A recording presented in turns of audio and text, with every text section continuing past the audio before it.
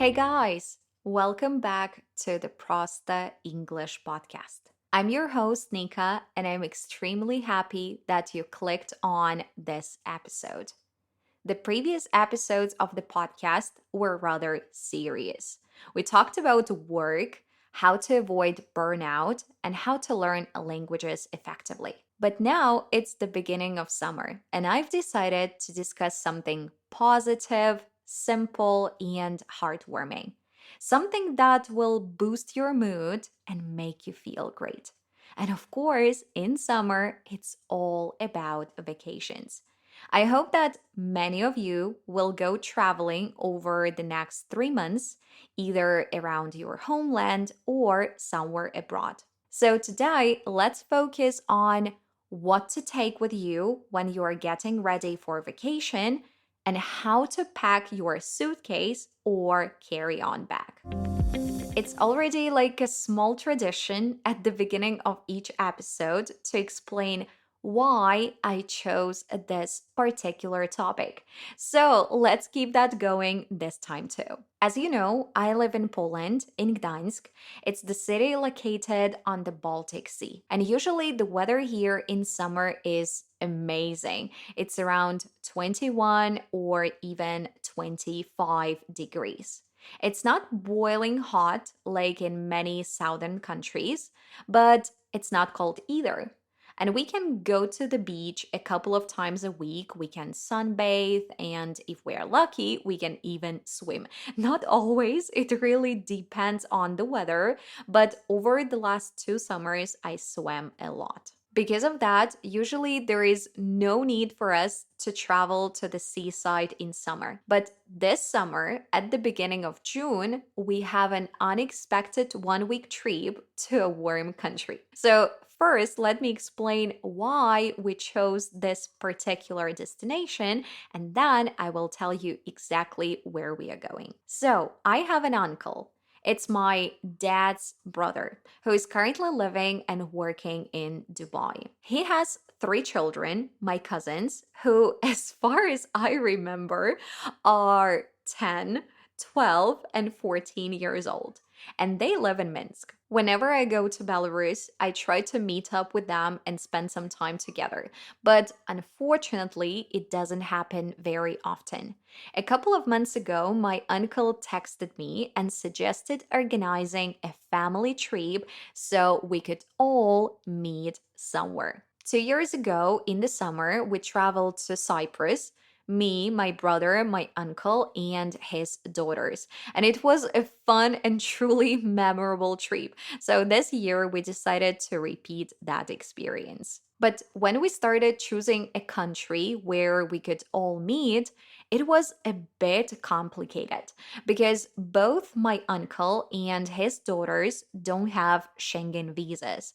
So we could only consider non Schengen countries like Georgia, Turkey, China, Cyprus again, and Montenegro.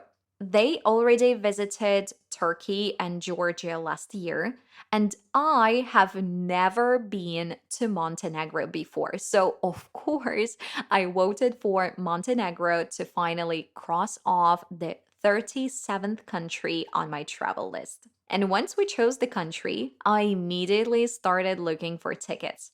And to be honest, I was surprised to find a direct flight from Gdańsk airport to the capital of Montenegro. A direct flight means that it will be super convenient. We will not need to waste extra time traveling, and it will not take me forever to convince my husband to come along.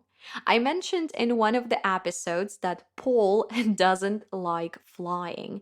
So every time I decide to go somewhere, I spend weeks convincing him, and he always finds unconscious excuses to stay home and not to go anywhere. So, while I was booking our tickets, my uncle was renting a villa for us with a private swimming pool, a garden, a grill, and plenty of bedrooms for our big family. The villa is located not far from the seaside, so I really hope we will go swimming every single day. But I will tell you more about that in the next episode of the podcast after I get back. In this one, I want to get ready and pack my things together with you. First things first, gifts. It's always complicated for me to buy something for my cousins because they are different ages, they have different interests and different styles. There is a very small chance that I will find something that is both useful and something they will actually like. Maybe I will try to bring at least some jewelry, handmade crafts, or maybe some games that we all can play together. But most likely, I will buy something with them in Montenegro, something they will choose themselves. Or I might simply give them some money so they can buy whatever they like when they get back home. But for my uncle, I have prepared a great present. I really hope he doesn't listen to this podcast and he will not find out in advance. I decided to order a photo album for him filled with our family pictures.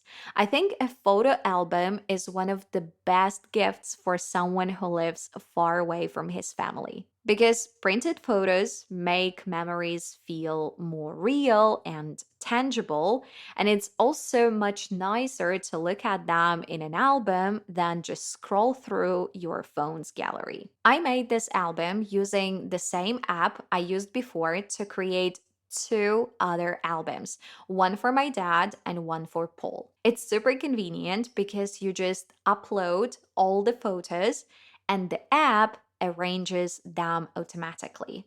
But if you want to personalize anything or rearrange the photos, you can easily do that in just a few clicks. This podcast isn't sponsored by this app, and as far as I know, it only works in Europe. But just in case if you live here and you're also interested in making your own album, you can send me a message on Instagram or Telegram, and I will tell you the name of the app. We are going to spend only 7 days in Montenegro, so I'm not planning to take too many things. But still, I bought two additional carry on bags, one for me and one for Paul. We will be flying with Ryanair. It's a budget airline, and the cheapest tickets do not include checked luggage or even a carry on bag. So, if you want to bring more than just a small backpack, you need to pay extra. But anyway, I decided that it's worth it because having 10 kilos per person makes everything much more convenient. You can take some extra things, more of the clothes you want, and you do not need to limit yourself too much. Usually in May or April, I go through my wardrobe. I pack all my winter clothes and I take out my spring and summer outfits. But this spring was literally crazy. It was so cold that I only stopped wearing sweaters a week ago. So I haven't even had a chance to go through my summer clothes yet. And honestly, I do not remember what I have. It feels like summer was such a long time ago. So my plan is to check what I already have, decide what I want to wear this season, and only then go shopping for something new. But to be honest, before every trip, I like to buy new outfits. So last weekend, I already bought two dresses from a store called And Other Stories. The prices there are much higher than in my favorite H&M or Mango, but when I find something I really love, I'm happy to pay for it without thinking twice. Plus, I already have two dresses from that brand, and I've been really satisfied with both the quality and the comfort. So I know that these new dresses are a great investment, and I'll keep them in my wardrobe for a long time. I'm also planning to buy some comfortable clothes like shorts, t-shirts, and maybe a hoodie for chilly evenings. On this trip, I'll be having fun with kids and spending time at the villa, so cozy clothes are definitely my priority. As for shoes, I would definitely like to buy some new sandals and flip flops. I have a lot of sneakers, but I think it might be too hot for them in Montenegro. And I might also consider getting ballet flats because they seem to be trendy right now and they are also quite comfortable. Lately, I've become a fan of accessories. I don't have many of them, but almost all the ones I do have are handmade and they look absolutely adorable. Whenever I post pictures or videos on Instagram, I get compliments from girls and questions about where I bought them. So, most of my rings, necklaces, and earrings come from one girl who lives in my hometown in Belarus. And every time I travel back home, I buy something new from her shop. So, for this trip, I will definitely take some accessories with me too. And with their help, I can easily make each outfit look more eye catching, feminine, and cute. One more thing that I want to buy for this trip is a straw hat. I've never had one before because I used to think that straw hats were kind of useless. Something that you would wear only once or twice and then leave forgotten in the wardrobe, just taking up the space. But if the hat is really nice and stylish, it can actually be the perfect summer accessory. You can wear it, for example, to the beach to protect not just your face, but also your head. And of course, you can put it on for a walk on a sunny day and feel confident that you will not get sunstroke. Of course, traveling with a straw hat isn't the most convenient thing because it can easily get squashed in your luggage, but I'm ready to carry it in my hands while traveling. At least I want to give it a try. Maybe after this trip, I will never do it again, but we will see. Another essential for a summer vacation is, of course, a swimsuit. For me, it's always a real challenge to find the one that fits me well. I like high waisted bikini bottoms, but many shops only offer low waisted ones.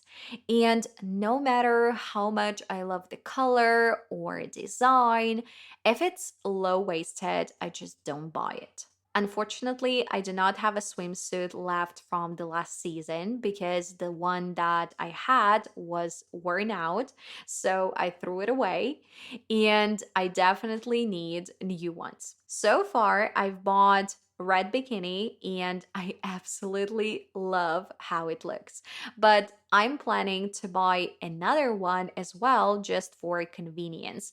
When one, for example, is going to be wet, I can wear the second one. Also, this season, I want to get a beach cover up. A beach cover up is something light and easy to throw over your swimsuit when you are not swimming. It could be a dress, a long short, or a wrap. It helps you feel more comfortable walking around the beach, going to a cafe, or protecting your skin from the sun.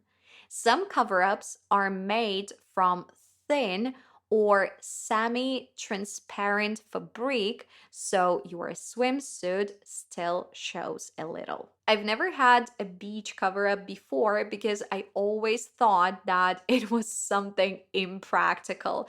Like you would only wear it to the beach, and if you had it on, you couldn't walk into a cafe or a gas station or a shop. But now that I basically live by the sea, I believe that I will have plenty of occasions to wear it. Just like, with a straw hat. At least this summer, I want to try it.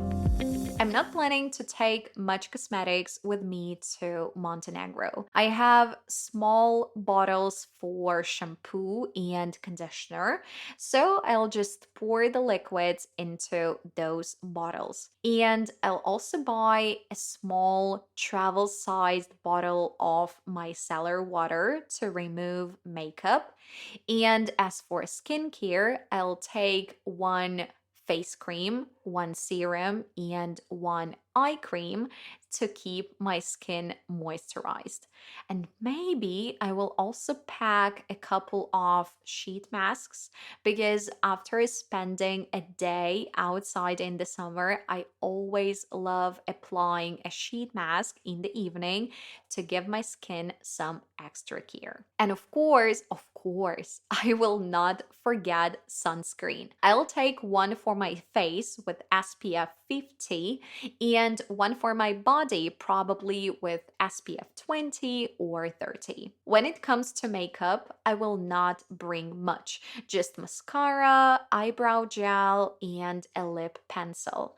I will not take foundation just because when it's hot outside, I try to avoid using it. And also, I will not take an eyebrow pencil since I'm planning to get my brows tinted before the trip. And before we go, I'll also get my nails done, both manicure and pedicure. I believe that's more or less it. First of all, I'll pack my passport, my residence permit, and my bank card. I'll also take some cash because in southern countries, I prefer to pay in cash just for safety. And I try not to withdraw money from ATMs while traveling. In Montenegro, the official currency is the euro, so that's super convenient, and I will not even need to exchange money. Next, I'll pack everything else: the gift for my uncle, clothes, shoes, swimsuits, flip flops, sunglasses, a hat, a cap, a few accessories, and some basic cosmetics. And of course, I'll try to leave some free space in my luggage just in case if I want to buy some souvenirs, local treats, clothes, or anything else while I'm there. That's it for today, guys. I just hope that all of you will get a chance to travel this summer and that your trips will help you recharge and feel inspired. And just in case, if you don't want to forget English while you are relaxing, or even better, you want to improve your speaking skills, I invite you to join my summer speaking camp. Each week, I will send you some fun and useful materials to practice English, some videos, articles, new words, some memes, and even movies. And then, once a week, we will meet in small and cozy groups to discuss cool topics like traveling, social media, favorite books, real friendship, dreams, healthy living, and so on. And if you enjoy the topics of this podcast, then you will definitely love being part of the summer speaking camp. And you can find more information on my social media, so make sure to follow not to miss the chance to take part in this great summer project that will take your English to the next level. The links to my Instagram and Telegram accounts are in the description under this episode. Actually, I'll be also sharing there some photos and videos from Montenegro and keep you updated about my family trip. So if you want to stay in touch more often, see you there. But for now, I'll say goodbye. Let's keep in touch, and I'll talk to you in the next episodes. Bye bye. Have a wonderful day.